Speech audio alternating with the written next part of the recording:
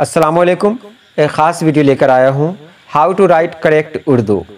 گزارش لکھیں گے زے سے یا پھر گزارش لکھیں گے زال سے، اس میں کیا فرق ہے اور اس کا استعمال ہم کہاں پہ کریں گے؟ تو چلیے ہم ویڈیو شروع کرتے ہیں۔ یہاں آپ دیکھیں کہ عام طور پر لوگ گزارش یا گزارش یعنی زال یا زے سے جو گزارش ہے اس کا استعمال درخواست میں کرتے ہیں یا خط میں کرتے ہیں۔ اس کے بعد جو خاص چیز ہے اس کو آپ جان لیں، گزار جو زے ہے اس کا معنی ہوتا ہے ادا کرنا، خدمت گزار خدمت ادا کرنا، خدمت کرنے والا، عبادت گزار ادا کرنے والا یعنی عبادت کرنے والا، اور نیچے زال سے جو گزار ہے اس کا معنی ہے چھوڑنا۔ دونوں میں دیکھ لیں گے آپ کتنا بڑا فرق ہے۔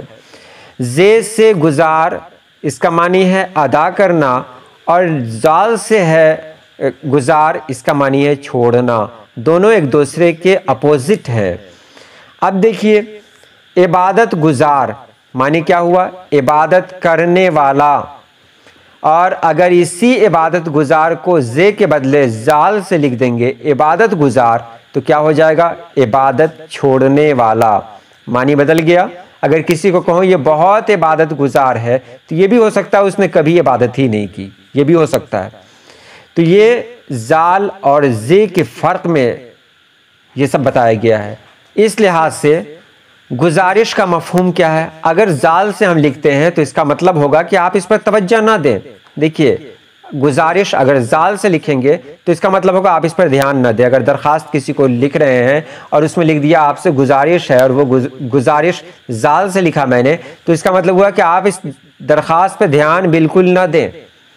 اور وہی گزارش اگر آپ نے زے سے لکھ دیا تو اس کا مفہوم ہے التجا کرنا، یعنی کہ آپ اس پر توجہ دیں، آپ اس پر دھیان دیں۔ تو آپ دیکھ رہے ہیں زے اور زال نے پورے معنی کو ہی بگاڑ کر رکھ دیا۔ تو مجھے امید ہے آپ کو اس سے کچھ جاننے کا موقع ملا ہوگا۔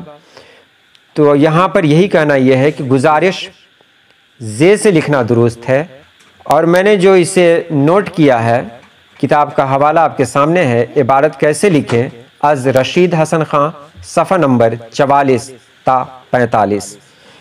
امید ہے ویڈیو آپ کو اچھی لگی ہوگی۔ آج کے لیے اتنا ہی۔ اللہ پاک آپ سبھی لوگوں کو خوش رکھے، آباد رکھے۔ اللہ حافظ۔